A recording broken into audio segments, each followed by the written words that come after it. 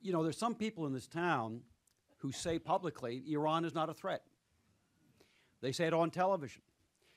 They carry out policies predicated on this idea, as Jim mentioned, that Iran is not a threat or that we can negotiate with them. These appeasement policies, I believe, will bring us to a war we do not need and that we can actually prevent. I can think of no greater purpose to unite us here today than to take the actions and to pursue the policies that would, in fact, effectively prevent that war from taking place. I'd like to bring a little different perspective to this conversation. We can talk more about Iran's nuclear program, perhaps in the Q&A period. I began warning about this 20 years ago. I did a report for the Simon Wiesenthal Center in 1992 where I was tracking Iranian procurement patterns and noticed that they were purchasing equipment for uranium centrifuges and said, well, that seems to me like something that we saw in Iraq 5, 6, 7 years ago. It's the same pattern of procurement from the same companies, the Leibolds and the rest of them in Germany, and the Iranians seem to be repeating that pattern.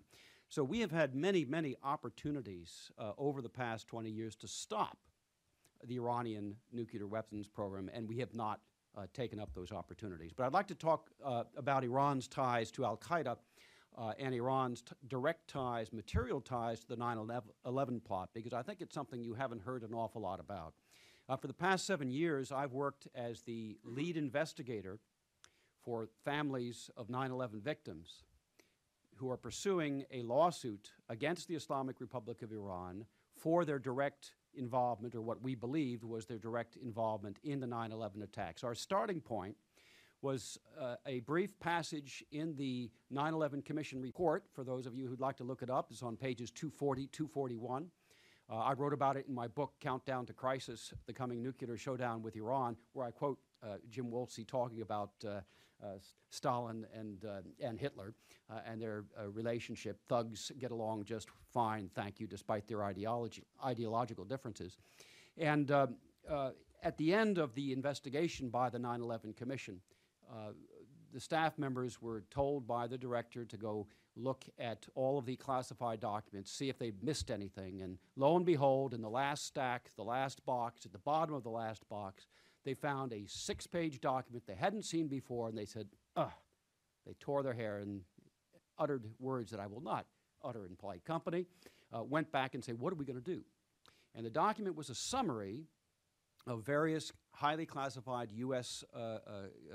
intelligence documents that detailed Iran's involvement with the 9/11 hijackers. And they showed, for example, there are 75 footnoted documents. They showed, for example, that 8 to 10 of the Mosul hijackers were going into and out of Iran, but not just into and out of Iran, they were being escorted into and out of Iran by a, quote, senior Hezbollah official. That is the term that's used in the 9/11 Commission report. In fact, as we found out, and we state in the testimony presented at trial in New York in December of 2011, that senior Hezbollah official was Imad Mughniyeh.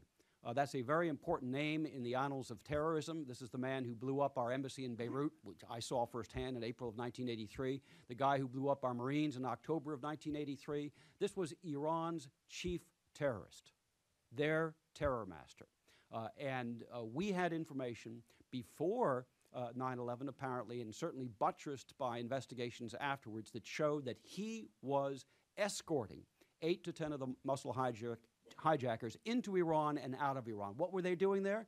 Obviously, they were on their way between October 2000 and February 2001 to Afghanistan, but they needed to get into Afghanistan for their final training and final orders and out without stamps on their passports, because they had fresh Saudi passports.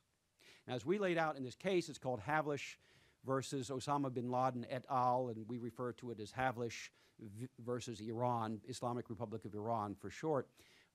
As we laid out, providing travel facilities of that nature is a strategic military act. The Iranians facilitated the hijackers' ability to enter the United States without detection. And I think I can say, without exaggeration, if they had not helped them in that particular way, the 9/11 attacks would not have happened.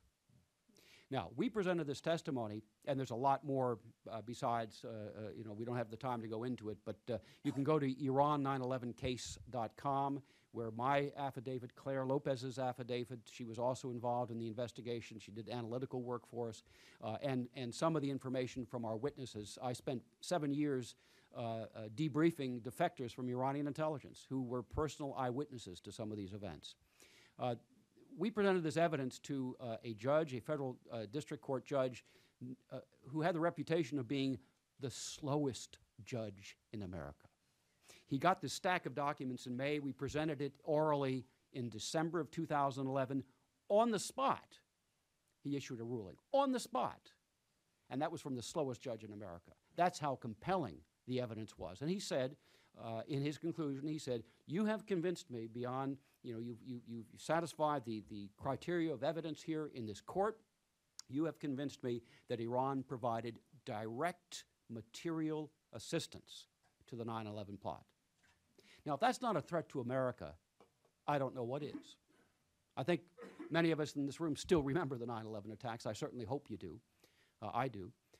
That's clearly a threat to the United States. Now, we learned from the director of FBI that the Iranian regime today has Hezbollah networks active inside the United States. These are called sleeper cells that could be brought into action at a moment's notice should the Iranian regime decide they want to do that.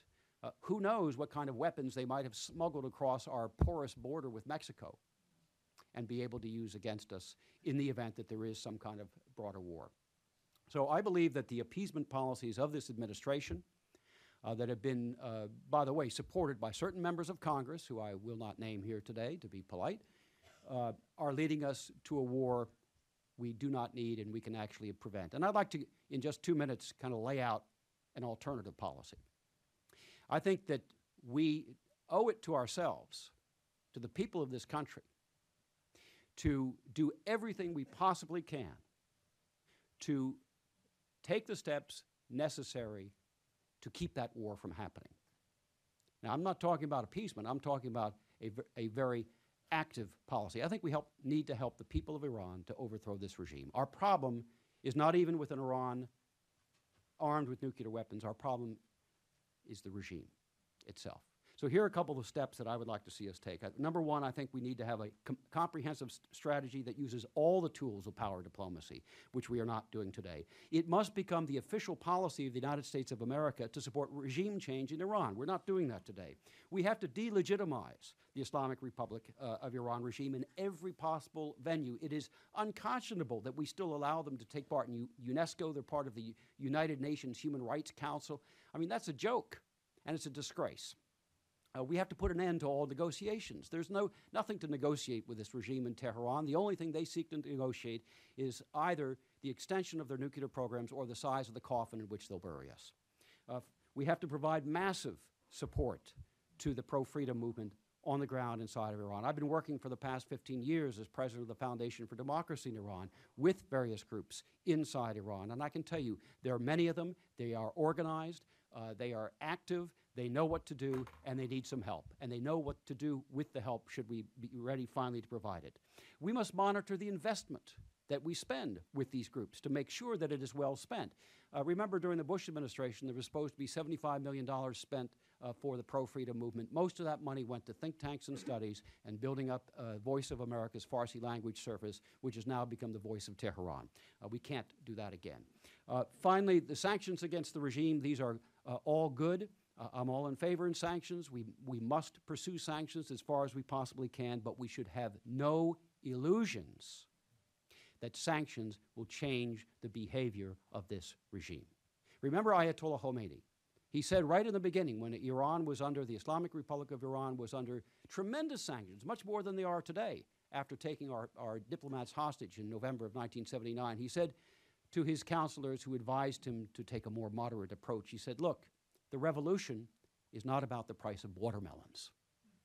They don't care about economic pain of the Iranian people. They will fight to the blood, they will fight until the blood of the last Iranian is spent. They really do not care how much suffering they inflict on their own people. We need to understand that. It's absolutely critical.